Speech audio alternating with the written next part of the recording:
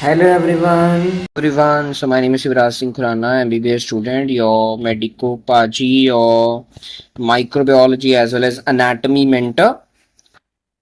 So today's video is most important video और इसमें से एक पार्ट तो इतना ज्यादा इंपॉर्टेंट है ना, उस पे मैं बहुत ज्यादा आपको एम्फोसाइज करूंगा समझाने पे, that is antigenic shift and drift. मतलब इतना इतना इतना इंपॉर्टेंट पार्ट है ना इस वीडियो का, शिफ्ट एंड ड्रिफ्ट। आपको ऐसे समझा दूंगा मैं कि भाई आपको चकाचक ऐसे याद हो जाए, अगली बारी मैं आपको सपने में पूछूं आपको पता होना चाहिए। आपने ये आज कुछ और याद करके जाओ ना जाओ, इस वीडियो से आपने ड्रिफ्ट एंड शिफ्ट जरूर याद करके जाना। समझे कि नहीं समझे? Okay. So influenza virus overview, structure, pathogenesis, clinical feature, history, lab diagnosis and treatment, PYQ, MCQ and clinical case at the end. तो अगर आपने कभी सुना है कि बर्ड फ्लू, स्वाइन फ्लू, अगर आपने ऐसे शब्द सुने हैं कि हमारे पुराने टाइम में, आपके शायद मम्मा पापा को पता होगा, अगर आपको नहीं पता, कि बर्ड फ्लू बड़ा चलता है, स्वाइन फ्लू बड़ा चलता है, और ये बर्ड फ्लू जो होता है ना हर 5-10 साल बाद आता रहता है, तो उसका रीजन क्या है we will study in today's video only. So thought, if it breaks your heart but open your eyes, take it as a win. So powerful thought कि कई बार हमें टफ डिसीजंस लेने पड़ते हैं चाहे वी आर रेडी और not. तो वो टफ डिसीजंस आप दुखी होके लो चाहे सुखी होके लो, अगर आपके वो फ्यूचर बेटरमेंट के लिए हैं तो हाँ लेने पड़ेंगे। तो it's tough at that time but it will be worth it in the future. So ये वाला जो पार्ट है myxoviruses, I have discussed in measles also, but जिसने मीजल्स वाली वीडियो नहीं लगाई है उसके लिए मैं बता देता हूं। सो मिक्सो वायरसेस ऐसे वायरसेस होते हैं जो म्यूसिन रिसेप्टर और आरबीसी पे जाके चिपकते हैं। आरबीसी के ऊपर there is my mucin receptors, उस पे जाके मेरे जो वायरसेस अटैच होते हैं, that are my myxoviruses, and ये it will lead to the clumping of आरबीसीज। इन्होंने क्या करना है, आरबीसीज को गुच्छा बना देना है, हीमो एग्लूटिनेशन कर देनी, क्या कर देनी, हीमो ग्लूटिनेशन कर देनी है। सो जो मेरे मिक्सो वायरसेस होते हैं, it is divide to two groups, that is orthomyxoviridae and paramyxoviridae. Orthomyxoviridae is having segmented RNA. ऐसे मिक्सो वायरसेस जिनका आरएनए एक पूरा मॉलिक्यूल जैसा नहीं होता, सेगमेंट्स में होता है कि इतना बड़ा आरएनए नहीं है। कैसा है? 1 2 3 4 5 6 7 8 ऐसे सेगमेंट्स है ऑफ द आरएनए। तो वो आपको सिर्फ इन्फ्लुएंजा में ही दिखेगा। किसमें दिखेगा? सिर्फ इन्फ्लुएंजा। यही पार्ट इसको, वायरस को बड़ा इंपॉर्टेंट बना देता है कि ऐसा वायरस जिसका सेगमेंटेड आरएनए है, सेगमेंटेड न्यूक्लिक एसिड है, इकट्ठा न्यूक्लिक एसिड नहीं है, that is my influenza. Influenza today's video. ऐसे जिनका नॉन सेगमेंटेड है, लंबा है, बट वो उनको हम किस में डालते हैं? Paramyxoviridae family. और ये सारे कहां अटैच होंगे? To the mucin receptors of the RBCs. So these are my measles, para-influenza, mumps, respiratory syncytial virus, Nipah and Hendra.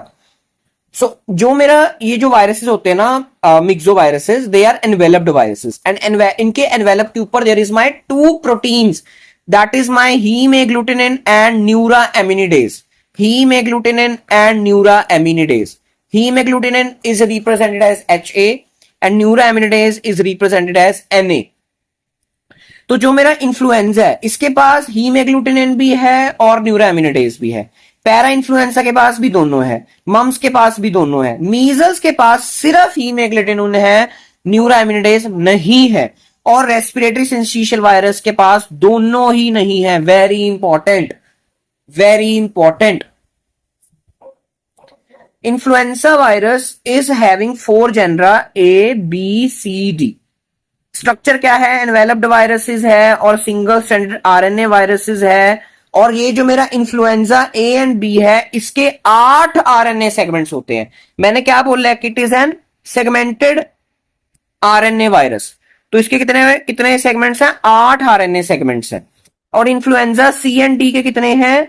7 है। वेरी इंपॉर्टेंट, ये बहुत इंपॉर्टेंट पॉइंट है, नहीं भूल सकते भाई, नहीं भूल सकते।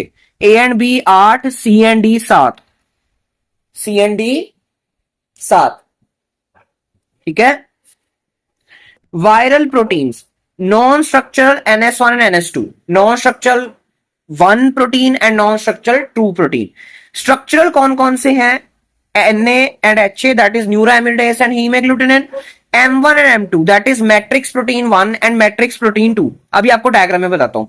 PB1, PB2 and PA that are my polymerase proteins which is responsible for the replication and transcription, and NP is nucleoprotein, जो ऐसा प्रोटीन जो न्यूक्लिक एसिड के आसपास है। ठीक है, अब ये डायग्राम देखो, you have to draw in your notes. ये तो भाई सेल्फ एक्सप्लेनेटरी है कि DIN करना ही करना है, ड्रॉ इन नोट्स।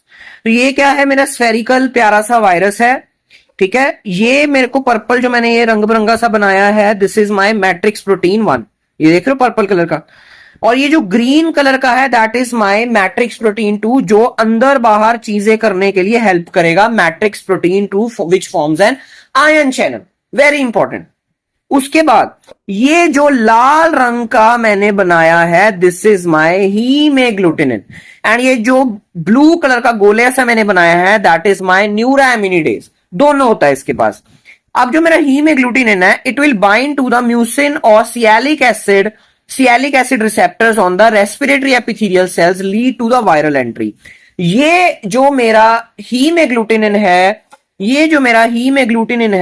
इसने मेरे रिसेप्टर पे चिपकना है। रिसेप्टर का नाम क्या है, म्यूसिन रिसेप्टर, और क्या नाम है, sialic acid receptor. Sialic acid receptor कहां प्रेजेंट है, रेस्पिरेटरी एपिथेलियल सेल्स पे प्रेजेंट है। आरबीसीज पे भी प्रेजेंट होता है और रेस्पिरेटरी एपिथेलियल सेल्स पे भी प्रेजेंट है। और न्यूरामिनिडेज का काम क्या है, फ्यूअर देन HA। पहली बात तो जो मेरा न्यूरामिनिडेज है ये HA से कम है। HA देखो यहां पर 2 है, ये 1 2 1 2 1 2 1 2 1 2 1, मतलब जो मेरा न्यूरामिनिडेज है that is lesser as compare to the hemagglutinin. तो it is an sialidase enzyme. It is a sialidase enzyme which degrades the sialic acid receptors on the host, which अब इसने क्या करना है, हीमोग्लूटिनिन ने सिलाइलिक एसिड रिसेप्टर पे attach होना है, न्यूरामिनिडेज ने इसको तोड़ना है। मतलब ये हमारी अल्टीमेटली हेल्प कर रहा है in starting neuraminidase helps our body, क्योंकि इसने जो सियालिक एसिड रिसेप्टर्स हैं उसको तोड़ना है। अब सियालिक एसिड रिसेप्टर ही टूट जाएंगे तो सियालिक एसिड रिसेप्टर्स पे मेरा हीमोग्लूटिनिन बाइंड नहीं हो पाएगा और वायरल एंट्री नहीं हो पाएगी। बट इसलिए इसको भगवान ने हीमोग्लूटिनिन ज्यादा दिया है एज कंपेयर टू न्यूरामिनिडेज। न्यूरामिनिडेज कम है ना, अब न्यूरामिनिडेज कम है, HA ज्यादा है, कौन जीतेगा, HA जीत जाएगा। HA जीतेगा, उसकी वजह से क्या होगा, वायरल एंट्री हो जाएगी, क्योंकि म्यूसिन रिसेप्टर या सियालिक एसिड रिसेप्टर्स पे बाइंड हो जाएगा। और Na जो है न्यूरामिनिडेज अच्छी तरह सियालिक एसिड को नहीं मार पाएगा, रिसेप्टर्स को।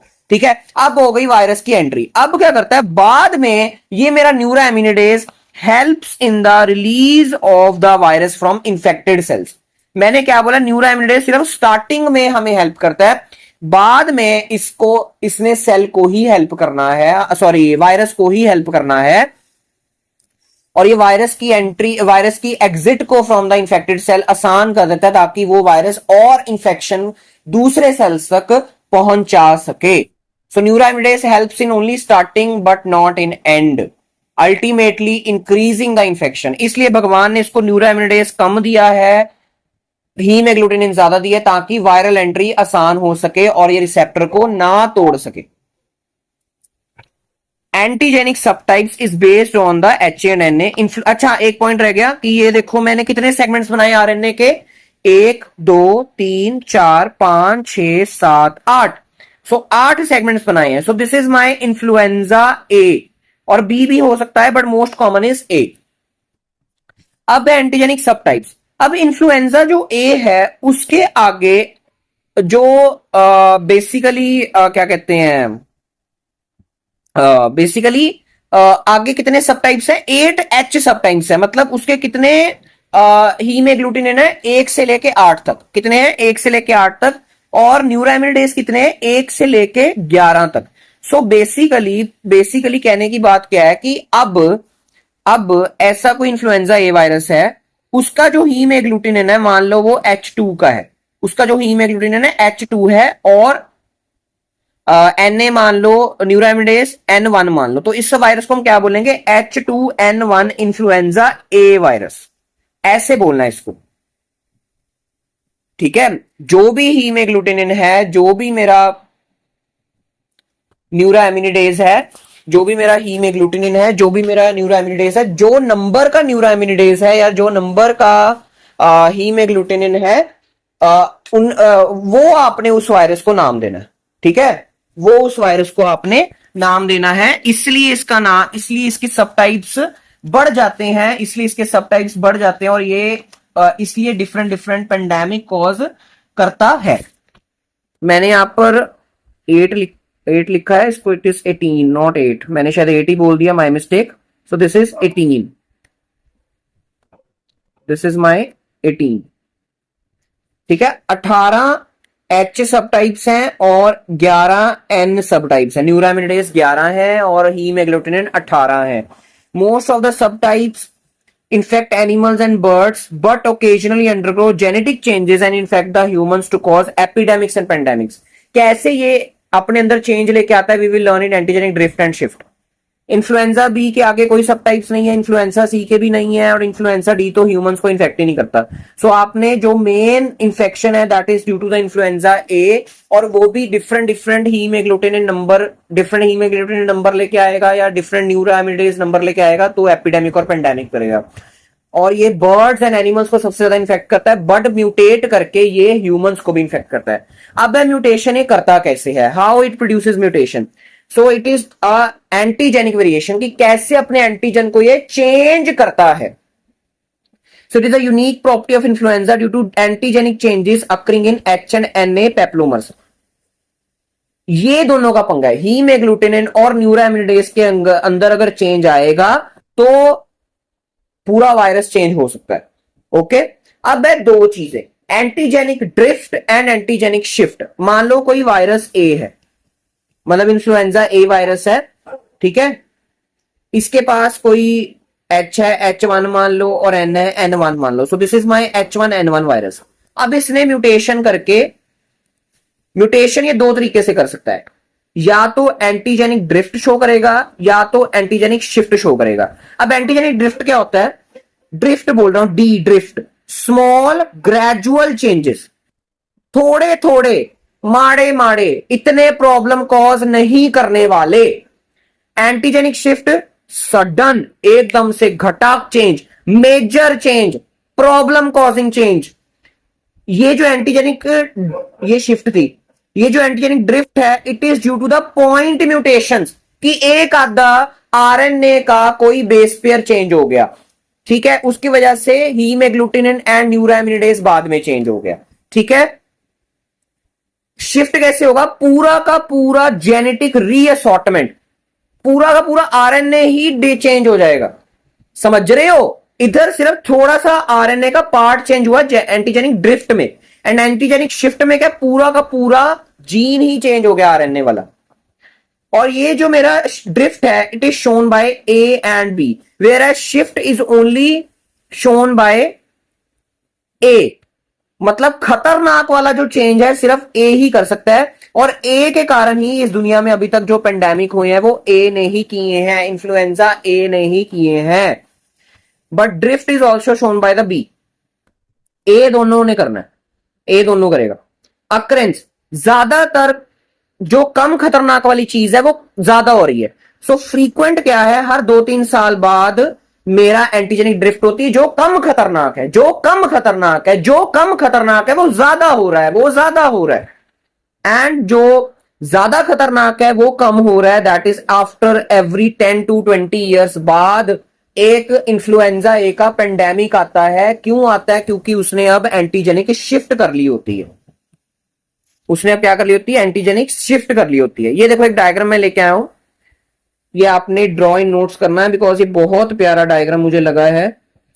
ये मैं बना, इट्स वेरी सिंपल, मैं पहले बनाने वाला था डायग्राम, मैं क्या ये तो बहुत सिंपल है, आप खुद भी बना सकते हो। अब ड्रिफ्ट क्या है, ड्रिफ्ट में देखो, ये देखो मेरा ब्लू कलर का आरएनए है, सेगमेंट्स हैं 1 2 3 4 5 6 7 8, मतलब इन्फ्लुएंजा ए है, और ये मेरा हीमोग्लूटिनिन है, और ये मेरा न्यूरोएमिनिडेज है। यहां पर अब म्यूटेशन हो गई, म्यूटेशन हो गई, और अब म्यूटेशन की वजह से ये छोटे से सेगमेंट में म्यूटेशन हुई है। ये रेड कलर मार्क क्या कर रहा है कि छोटे से सेगमेंट में म्यूटेशन हुई है, जिसकी वजह से ये जो मेरा एच था, एच ए था, हीमोग्लूटिनिन है ना, अब वो चेंज हो गया। मान लो यहां पर H1 था, अब यहां पर मान लो H3 हो गया। देख रहे हो, अब शेप चेंज हो गई। यहां पर what it was triangle H1 मान लो, और यहां पर H3 हो गया या H9 हो गया या H10 हो गया, तो this is my small mutation, ये ज्यादा पंगा नहीं डालेगी। बट शिफ्ट देखो, ये मेरा एक इन्फ्लुएंजा ए वायरस है और ये मेरा दूसरा इन्फ्लुएंजा ए वायरस है, virus A and virus B, ठीक है। इसके इसका एच अलग है, इसका एन अलग है, इसका एच अलग है, इसका एन अलग है, इसका आरएनए अलग है, इसका आरएनए अलग है, इंटरमिक्सिंग ऑफ आरएनए, इसका आधा आरएनए रिप्लेस हो गया, इसका आधा आरएनए इसके अंदर आ गया, ठीक है। और इसके जो एच एंड ए है बिल्कुल नए बन गए, ये पुराने वायरस से मिल ही नहीं रहे हैं। ये देख लो, यहां पर एच पर्पल है, यहां पर एच ग्रीन है, और यहां पर एच पूरा ही ब्लू हो गया, सब कुछ ही चेंज हो गया। यहां पर एन ऑरेंज है, यहां पर एन ब्लू है, यहां पर एन पर्पल हो गया, समझ रहे हो। सो डिफरेंट पूरा सब कुछ ही नया वायरस ही तैयार हो गया। और ये वायरस इतना खतरनाक होगा, इसके अंदर दोनों के प्रॉपर्टीज है, इसका भी जीनोम है और इसका भी जीनोम है, दोनों का जीनोम का मिक्सचर, और एच एंड एन बिल्कुल अलग। सबसे खतरनाक शिफ्ट करेगा पेंडेमिक, और शिफ्ट शो करता है बाय ए ही सिर्फ शिफ्ट कर सकता है, इन्फ्लुएंजा ए ही शो करता है। ये virus A virus B are two influenza viruses only. यहां पर मैं वायरस 1 2 लिख देता हूं, आप कंफ्यूज ना हो, वायरस 1 वायरस 2 है, दोनों इन्फ्लुएंजा ए वायरस ही, ठीक है। स्पीड क्या है, सडन, मैंने क्या बोला स्टार्टिंग में, सडन चेंज है, शिफ्ट एकदम आ जाता है। और ये क्या है, स्लो। और पेंडेमिक कौन करता है, शिफ्ट, पेंडेमिक कौन करता है, शिफ्ट करता है ना। एंड एपिडेमिक्स एंड आउटब्रेक्स कौन करता है, मेरा ड्रिफ्ट। वैक्सीन क्या है, updated every year due to drift. Vaccine कोई बनाने का फायदा इतना इन्फ्लुएंजा का नहीं है, क्योंकि हर साल बदलनी पड़ेगी, हर 2 3 साल बदलनी पड़ेगी। And new vaccine needed if pandemic strain emerges, her pandemic में नई वैक्सीन बनानी पड़ेगी, हर पेंडेमिक में नई वैक्सीन बनानी पड़ेगी, क्योंकि पुराने जो वैक्सीन बनी इस वायरस पे काम करेगी। अब ये जो वायरस नया बन गया है, दो वायरस को मिला के, अब नहीं मिला के मतलब नहीं कि प्लस हो रहा है, मतलब दोनों इन्फेक्शन कॉज करेंगे और उनका एंटीजेनिक जो स्ट्रक्चर है, जो आरएनए चेंज हो जाएगा। आरएनए चेंज होगा तो एच एंड ए जो कोड कर रहा है वो भी चेंज हो जाएगा, सारा कुछ। पैथोजेनेसिस है, सिंपल पैथोजेनेसिस की inhalation of respiratory droplets via contact with fomites.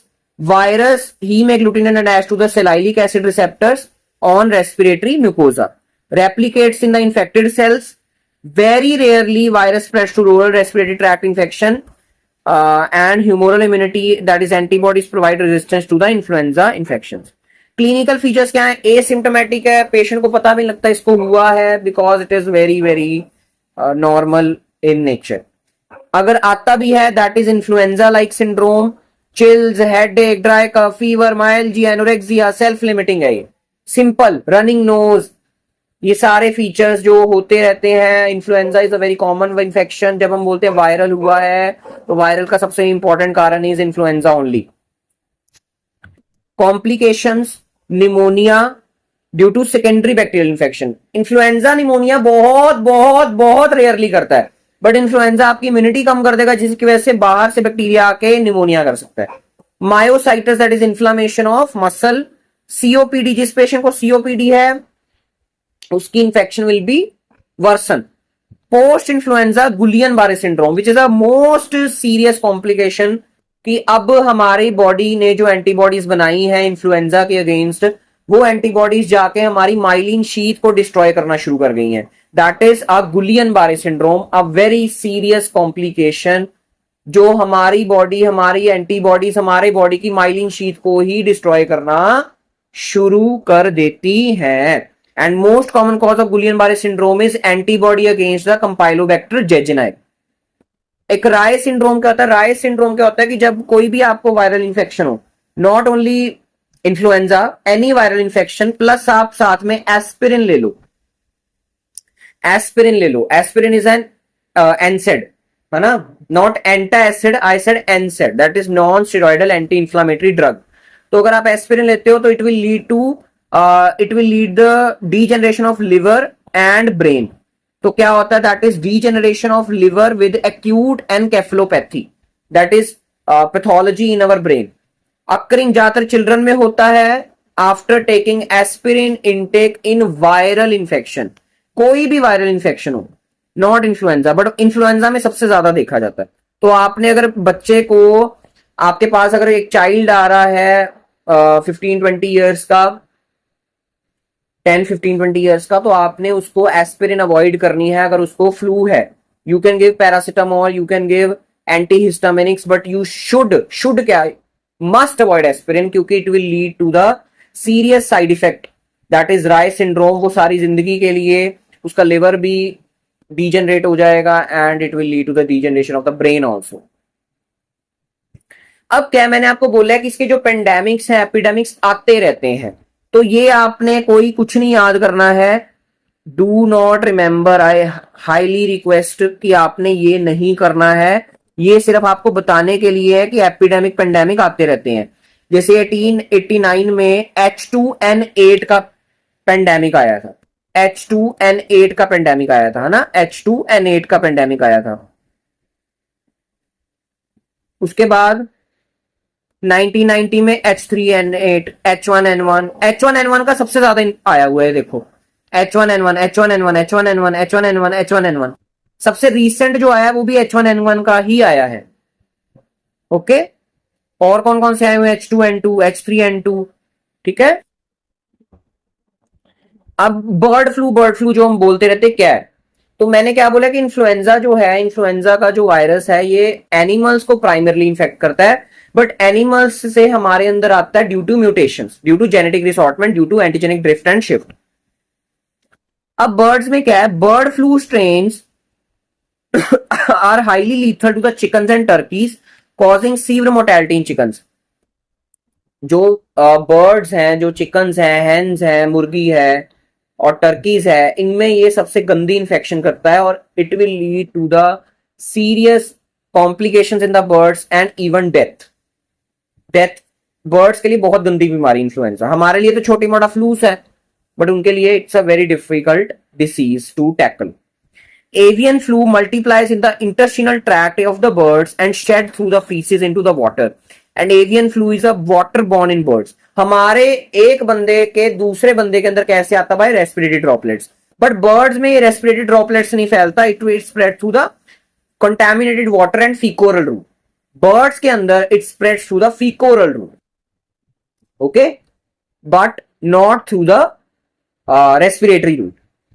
इसलिए आई ऑलवेज एम्फसाइज कि आप कि we should limit eating non veg, limit eating the different animals we eat.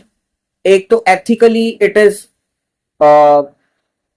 Is necessary कि हम बाकी एनिमल्स को भी जीने दें, because animals are only growing because of you. हम कह रहे हैं कि इतने सारे चिकन्स हो रहे हैं, क्यों हो रहे हैं, because of demand only. Demand है तभी सप्लाई है, और ऐसी डिमांड के कारण और ऐसे चिकन्स और ऐसे अदर एनिमल्स खाने के कारण आपको भी डिसीजेस के चांसेस बढ़ जाते हैं. And this is the best proof. जब भी बर्ड फ्लू आता है ना, तो सारे चिकन्स खाना बंद कर देते हैं कि उनको डर लगता है कि हमें ना हो जाए. बट एथिकली कभी नहीं आप सोचते, हमें होता है कि प्रोटीन सोर्स है, बट प्रोटीन्स के और बहुत complete full amino acid sources हैं. You should try that. Go research. बिल्कुल cheap and easy to make है. एथिकल चूज करो एक रीजन. काइंडनेस सिर्फ ह्यूमंस तक नहीं लिमिटेड रहनी चाहिए, it should be also spread to the animals as well as environment. So influenza virus do not undergo antigenic variation in the birds because of shorter life span. Humans के अंदर या different animals के अंदर, specially pigs के अंदर it म्यूटेट्स. Birds के अंदर ये mutate, antigenic variation, shift, drift कुछ शो नहीं करता, बिकॉज ये बर्ड्स के अंदर थोड़ी देर रहता है और इंटरस्टिनल रूट से स्प्रेड हो जाता है to the other animals. In humans, influenza H5N1 is the most common avian flu strain infecting the humans in world. Birds से, चिकन से जो आप खा रहे हो, आपके अंदर कौन सा स्ट्रेन सबसे कॉमन आता है, that is H5N1. H5N1, influenza A H5N1 is the most common strain of avian influenza, avian bird flu. Transmission to man occurs only from birds and requires close respiratory contact. bird to bird फैलता है फीकोरल root से, contaminated water से. Bird to human फैलता है respiratory contact से। जो bird chicken को कोई काट रहा है, बुचर काट रहा है, वो बुचर को इन्फेक्शन होगी इन्फ्लुएंजा से, उसकी फैमिली को होगी, फैमिली आगे बाहर जाएगी, तो ऐसे इन्फेक्शन फैलती है। ओके, आप कहोगे नहीं मैं तो बर्ड्स के कॉन्टैक्ट में आ ही नहीं रहा, भाई कोई तो आ रहा है, उसकी वजह से उसको इन्फेक्शन हो रही है, जिसकी वजह से बाकी कम्युनिटी में इन्फेक्शन फैल रही है। So no human to human transmission is there, ठीक है। बर्ड्स से ही ज्यादा इन्फेक्शन आती है ये वाली, बट हाँ डॉक्यूमेंटेड हो रहा है कि हाँ रेस्पिरेटरी इन्फेक्शन से भी ये फैल रहा है। ओके ओके, चलो, but highly virulent, so morbidity is more than 60%. H1N1 pandemic in 2009 सबसे रिसेंट यही आया है। H1 2019 originated from the genetic reassortment. अब क्या है, ये जो H1N1 आया था हमारे पास पेंडेमिक, इसमें एक वॉज ह्यूमन स्ट्रेन, मतलब ऐसा इन्फ्लुएंजा जिसने ह्यूमन को इन्फेक्ट किया है, 2 pig strain and 1 was avian strain. देख रहे हो, तीन इन्फ्लुएंजा वायरस मिलके H1N1 बना है। एक ह्यूमन, 2 पिग के स्ट्रेन एंड 2 एक एवियन का स्ट्रेन, बर्ड का strain. 2 people commonly use swine flu. आपको स्वाइन फ्लू जरूर आपने सुना होगा। तो ये स्वाइन फ्लू जो होता है, इट इज अ मिसनॉमर, क्योंकि स्वाइन मतलब क्या होता है, पिग। सिर्फ पिग की वजह से इंफेक्शन नहीं हो रही है, ह्यूमन और बर्ड की वजह से भी हो रही है। Okay, describe the H1N1 2009 flu as it was a misnomer, incorrect, as it is due to the resortment of the 4 strain। ये देखो, ये ह्यूमन, ये बर्ड, पिग, इसकी वजह से बाकियों को हो गया, ठीक है। पिग एंड इसकी वजह से पिग के कांटेक्ट में आएंगे, आप इसको खाओगे एंड उसकी वजह से हो जाएगा। बिकॉज पिग इंडिया में तो कम खाया जाता है, बट बाहरली कंट्रीज में बहुत खाया जाता है, पोर्क जिसको बोलते हैं, विच is a very sad thing. So specimen collection, nasopharyngeal swab and nasal aspirate. Viral isolation you can do for on embryonated eggs and primary monkey kidney cell lines. Direct immunofluorescence test. Viral antigens detected by fluorescent antibodies and molecular test RT-PCR and real-time RT-PCR, which is a gold standard method for both influenza as well as COVID-19. Treatment, neuraminidase inhibitors, drug of choice for H1N1 and H5N1 and influenza B, that is oseltamivir and zanamivir. Oseltamivir and zanamivir are the drug of choice for H1N1, H5N1 and influenza B. And M2 inhibitors, अब M2 को ही आपने inhibit कर दिया, जिसकी वजह से virus के जो अंदर आरएनए हैं वो ही कभी रिलीज नहीं हो पाएंगे, क्योंकि M2 ही इनहिबिट हो गया है। So that is my amantadine and rimantadine, amantadine and rimantadine. Long question on influenza, antigenic drift shift H1N1। Correct statement regarding antigenic drift, drift पूछा है। Results in major antigenic changes, correct पूछा उन्होंने। Exhibited only by influenza A, no, ये भी गलत है, because it is not a major antigenic change. Antigenic major antigenic change is due to antigenic shift, due to frame shift mutation, no, due to point mutation. Occurs frequently, yes, ये कम खतरनाक है, ज्यादा होता है। Gold standard method, that is my real time RTPCR. Starting में उन्होंने RTPCR दे दिया, but real time RTPCR is a that gold standard. आपने आरटीपीसीआर देखा नहीं, आपने इसको मार्क करके आ जाना, यही आप गलतियां करके आते हो पेपर में। Clinical case, in early 2018 a 62-year-old man, debilitated man, weak man, Maharashtra, symptoms of severe upper respiratory tract infection, history to exposure of patient with similar condition, okay, nasopharyngeal, उसको पहले भी ऐसे पेशेंट मिला है। nasopharyngeal swab collected was sent to the reference laboratory, RT-PCR किया, H1N1 positive आ गया। so this is my influenza A infection। H1N1 क्या होता है, that is my swine flu which is an misnomer, ठीक है, which is an misnomer। हाँ, but आप इसको स्वाइन फ्लू लिख सकते हो अगर ऑप्शन में आ रहा है, but it is a misnomer because ये 4 स्ट्रेन से बनता है, एक ह्यूमन, एक bird and 2 pig strain. So this was all about today's video. कोई भी डाउट हो you can comment or DM on Instagram. Link is in description. Please share if you like my content. Thank you. Bye bye.